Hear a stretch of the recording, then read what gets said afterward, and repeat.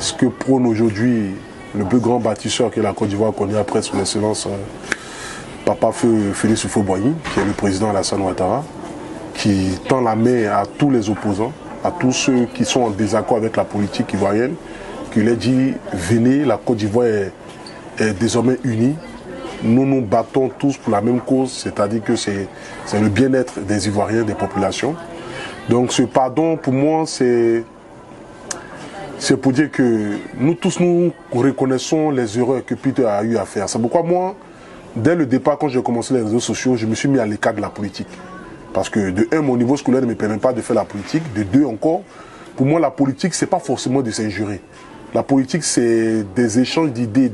C'est de dire, mon candidat peut faire tant, mon candidat fait tant. Mais aujourd'hui, quand tu vois aujourd'hui, la plupart des cyberactivistes, ils ne font qu'aller dans les dessous des parents des hommes politiques, souhaitant même la mort de certains, se réjouissant même de ceux qui ont perdu la vie. Donc tu vois qu'aujourd'hui, tout part vraiment de travers.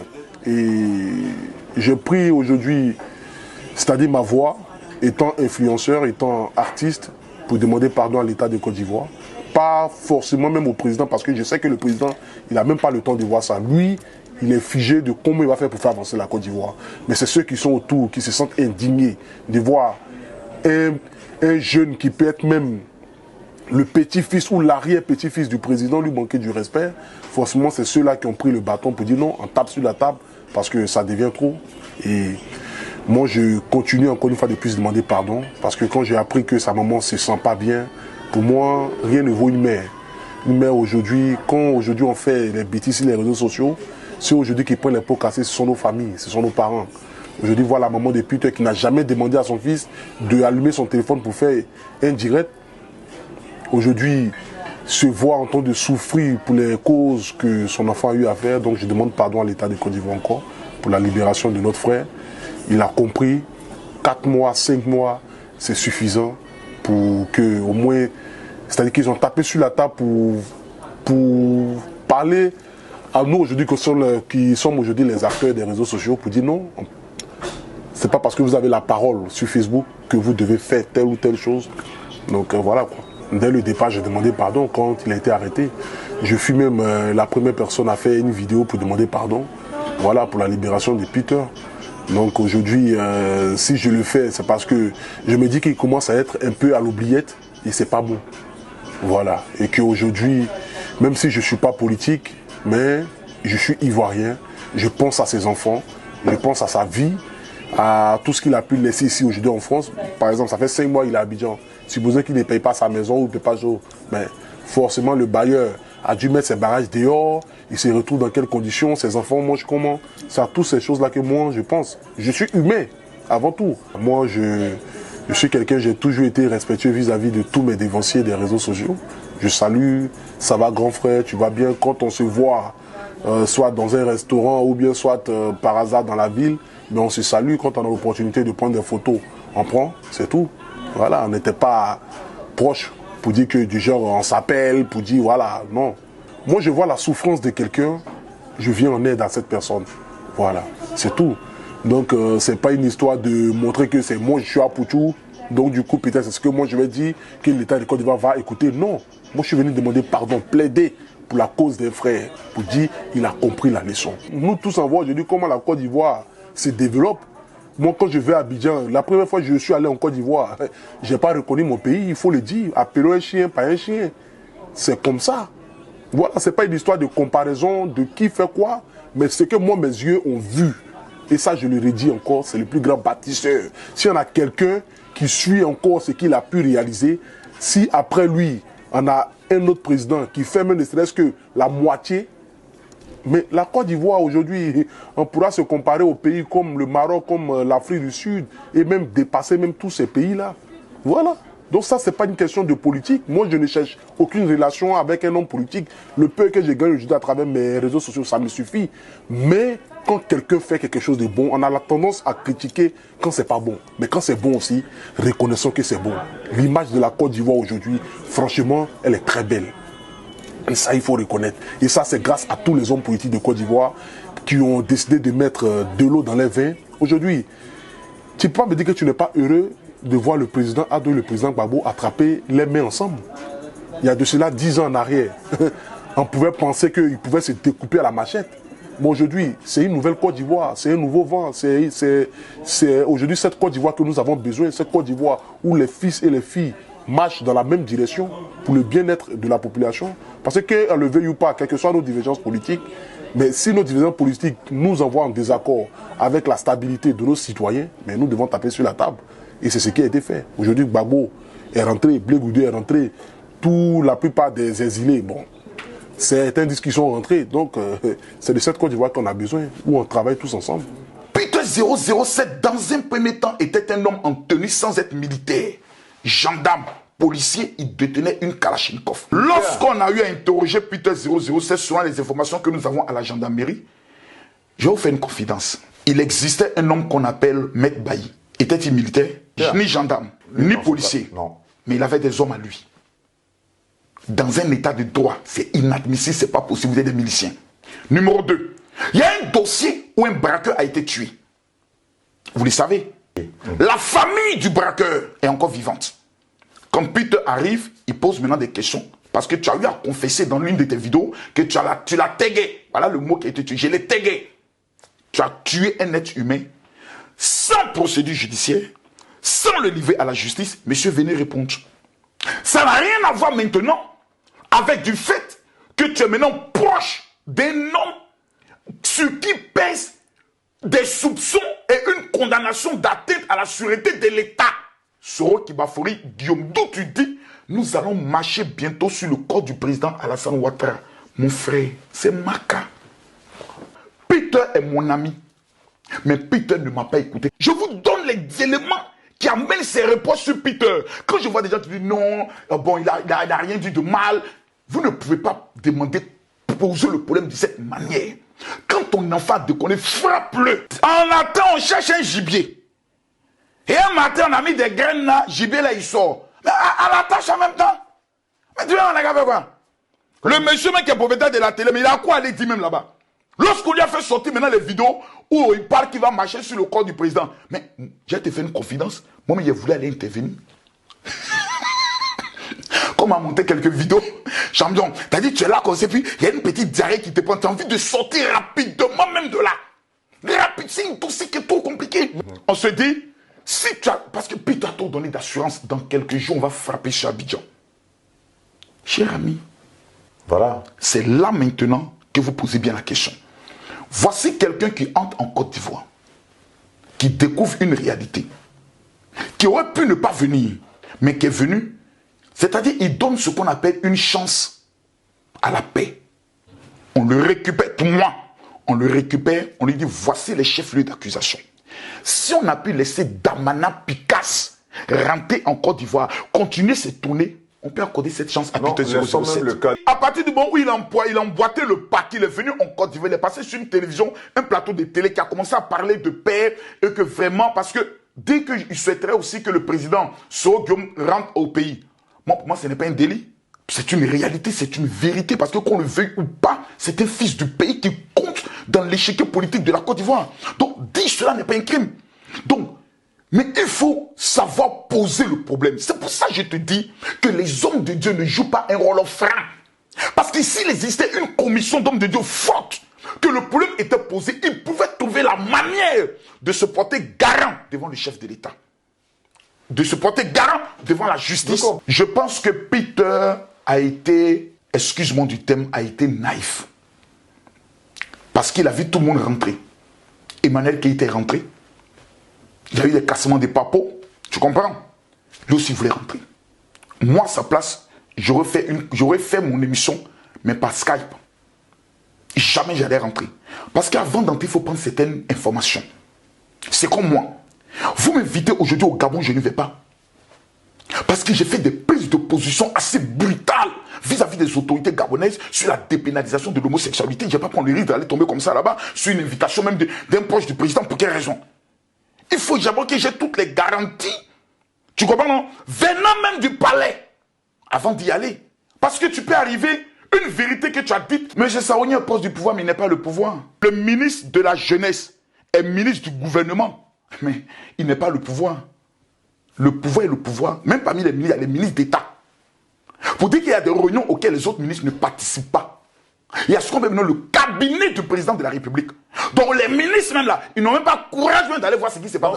La présidence même et le pouvoir n'avaient pas des informations.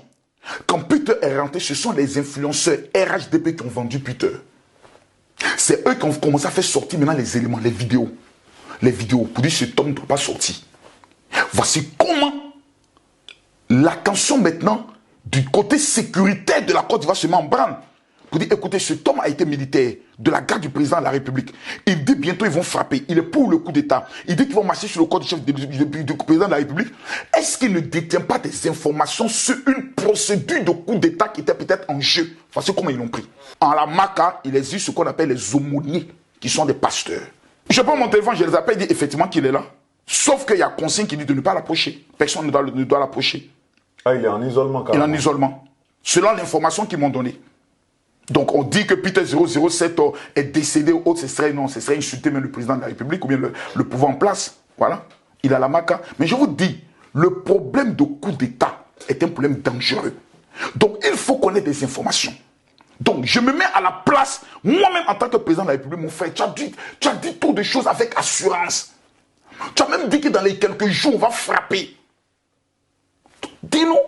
Moi j'ai pris des positions par rapport à Peter parce qu'il y avait une vidéo où il disait que dès que j'arrive en Côte d'Ivoire, je vais te tuer. C'est la première personne que je vais finir, c'est toi. Ils ont coupé des parties parce qu'ils parlaient de moi. J'ai dit non, Peter n'attaquait pas quelqu'un, c'est de moi qui parlais. Parce que je l'ai traité d'escadron de la mort. Et il m'a dit, comme tu dis, et donc tu dis, je suis escadron, donc je suis escadron de la mort. Le côté où Peter disait, je suis escadron de la mort, il parlait à moi, c'est moi qui l'avais accusé et il répétait les mots que j'avais dit. Il ne disait pas qu'il était escadron de la mort. Donc dire que Peter a dit que l'escadron de la mort, c'est pour ça qu'on l'a arrêté. Non, si c'est sur cette base qu'on doit arrêter Peter, qu'on le libère alors. Parce qu'il n'a pas dit, c'est moi qui l'avais accusé, il était escadron de la mort. Et c'est lui qui dit, donc tu me traites du chef. Le seul message que j'aimerais donner à Peter, s'il a le pouvoir de m'entendre, dis toute la vérité, rien que la vérité, jure-le de le dire. C'est tout. Si moi, je tenais la Côte d'Ivoire, je libérais Peter, je le recrutais, je l'utilisais pour ramener tous ceux qui sont dans son bord à mon bord. Peter est un instrument qu'on peut utiliser, même dans le domaine de la réconciliation.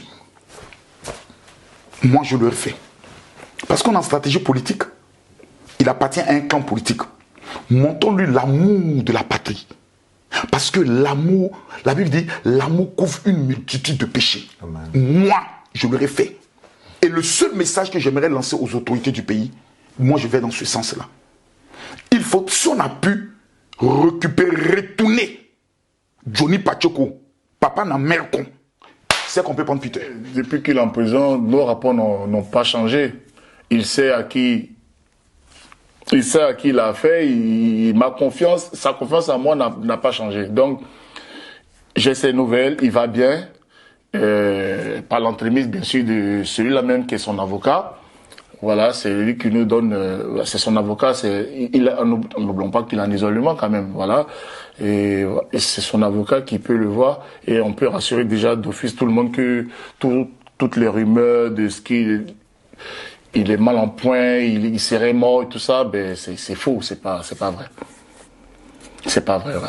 Nous, il était à l'hôtel, le même jour même qu'on l'a arrêté, il m'a envoyé un message. Il te disait quoi dans le message? Tu le connais. Ah, Bidja est trop joli, petit. On va percer. Il dit, mais t'as quel temps pour percer? Tu rentres mercredi, tu vois. C'est des petits trucs comme ça. Tu sais, putain, c'est un bon vivant, il aime les femmes. Il aime les femmes. Je salue Linda, là, je sens qu'aujourd'hui, on est en train de parler, là, c'est un an de vie comme il est fiancé, tu vois. Mais c'est sa façon à lui de me remonter le mot. Il savait que dans quelles conditions il partait. On en a parlé longuement. Moi, j'ai beaucoup de personnes qui m'ont fait des reproches. Ah, Jessie, pourquoi tu l'as laissé partir?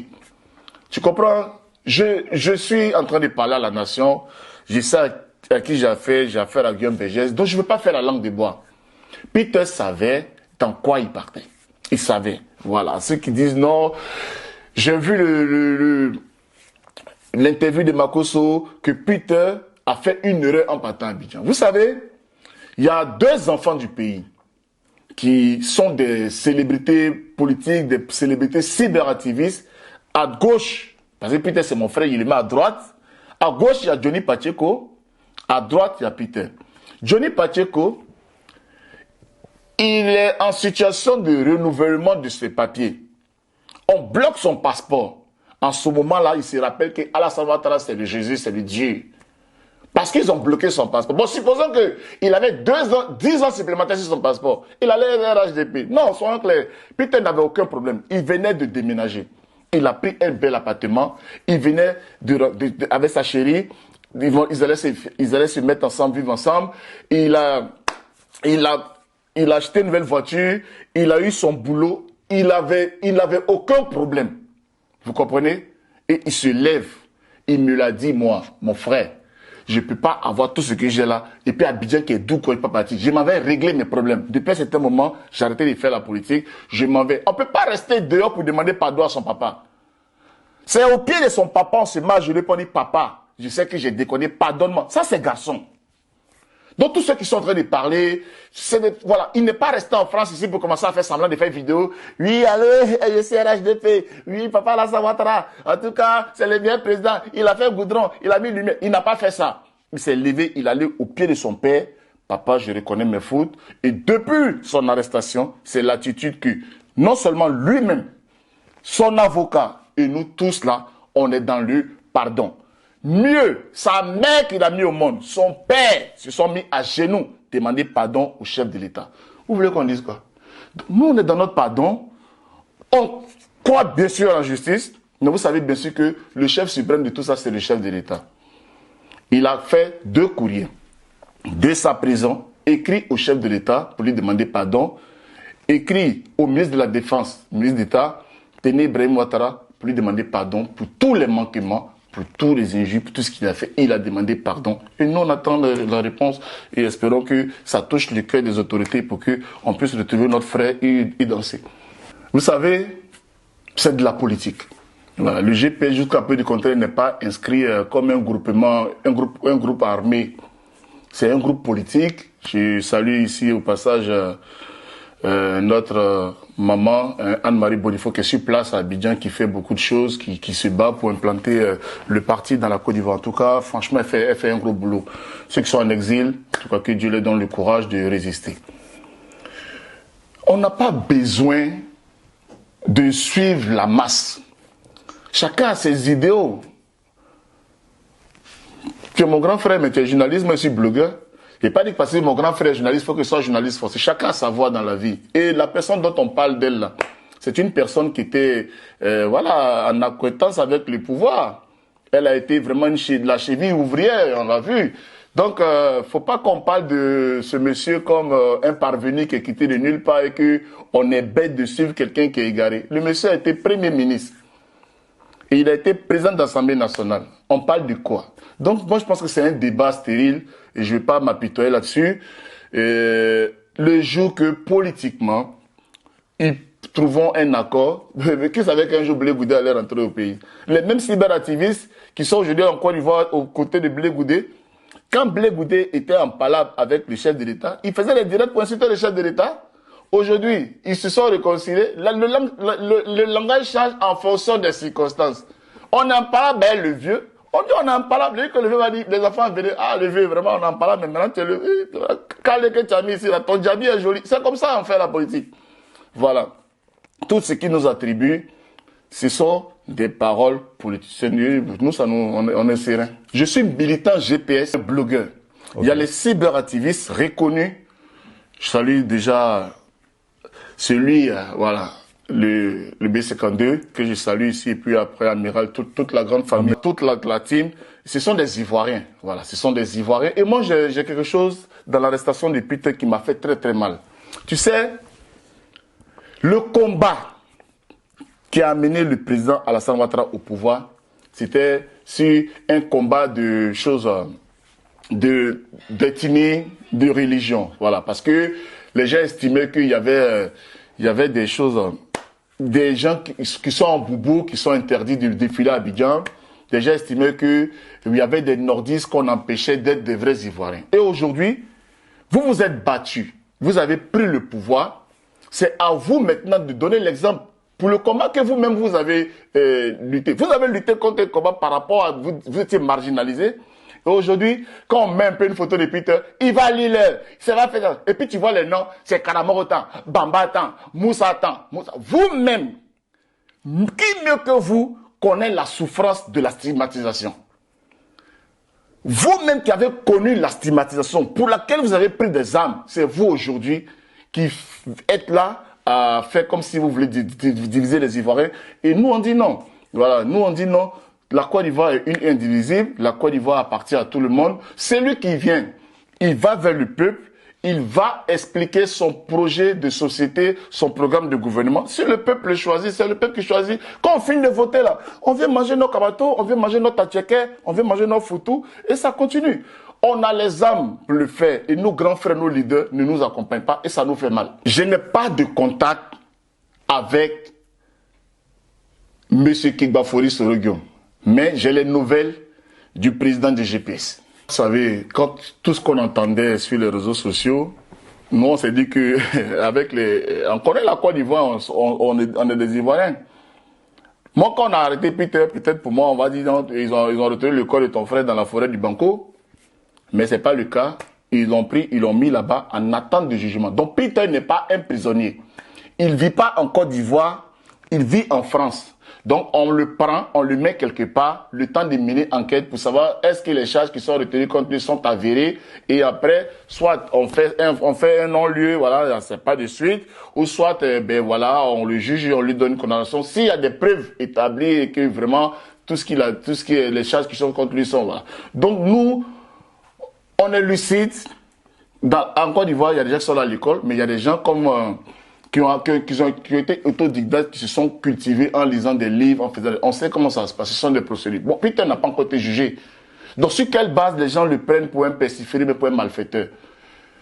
On dit il a fait des choses, on le prend, on le met là-bas en attente de procès. Donc, il en attend de procès, et jusqu'à preuve du contraire, dans le courrier qu'on a vu dans Jeune Afrique, apparemment, le juge a bouclé le dossier, et on attend la décision finale. La seule charge qui est retenue contre lui, c'est injure publique. Et puis, il n'y a pas à faire d'insurrection, il n'y a pas à faire de crime, parce que j'ai entendu aussi qu'on dit il a tué quelqu'un, il a dit j'étais gay. Donc, des personnes se lèvent, venir à la télé, affirmer des choses sur l'enfant de quelqu'un comme ça, et c'est impuni. Moi, je dis non. Donc, nous, surtout Peter, par la voix de il a son avocat, je pense que c'est quelque chose qui va, voilà. Pour l'instant, on est concentré. Mais il faut qu'on soit sage, voilà. Moi, dès les premiers jours déjà, je souhaitais que toute la grande famille des acteurs de réseaux sociaux, qu'on se mette, parce que c'est quand même un des nôtres, même s'il n'est pas de notre bord, c'est un fils de la Côte d'Ivoire. La prison, on ne peut pas souhaiter la prison à quelqu'un. La prison fait mal. Est-ce que vous pensez que depuis 4 mois, pour ce qu'il a fait simplement sur les réseaux sociaux, il n'a pas suffisamment payé? Quand même, c'est l'enfant de quelqu'un qui est en prison depuis 4 mois quand même. Vous voyez un peu. Il n'y a pas eu un flagrant délit parce qu'il a pris hypothèse derrière pour l'attraper. Non. Il a dit des trucs sur les réseaux sociaux. Mais qui d'entre nous ici, là, on dit celui qui n'a jamais péché, qui lance la première pierre. Qui d'entre nous ici n'a jamais dit des choses? C'est parce qu'aujourd'hui, vous dites des choses, mais c'est vous qui êtes au pouvoir. Mais pourtant, vous dites des choses à des opposants qui pourraient être aussi au pouvoir. Et si on vous fait la même chose, est-ce que vous allez accepter? Donc moi je dis non, mettons pas la terre. Nous sommes tous des petits enfants d'Oufoué et qu'on sait que Oufoué a dit la paix, ce n'est pas un vain mot, c'est un comportement et ayons le comportement de paix. Le dernier mot, c'est pour le chef de l'État, son Excellence, le président Alassane Ouattara. Notre papa, son Excellence, le président Alassane Ouattara. Là, je me mets à genoux, je représente mon frère et nous regrettons vraiment les propos. Parce que si Peter est encore en prison jusqu'à 4 mois, c'est vraiment parce que ça a été des mots qui ont affecté peut-être non seulement le chef de l'État, ses enfants, sa famille, son entourage. Peut-être directement, il ne connaît même pas Peter. Mais il y a quelqu'un qui aime Alassane Ouattara, qui a eu mal des propos de Peter, qui a permis à ce que Peter soit en prison aujourd'hui. Et pour ça, nous, on ne fait que demander pardon. On ne va pas aller c'est pardon. On ne peut pas dire qu'on va pisser sur le corps du chef. Voilà. En tout cas, c'est mon dernier mot. C'est à l'encontre du président, lui demander pardon à mon nom personnel, au nom de mon frère et au nom de tous ceux qui aiment Peter 007.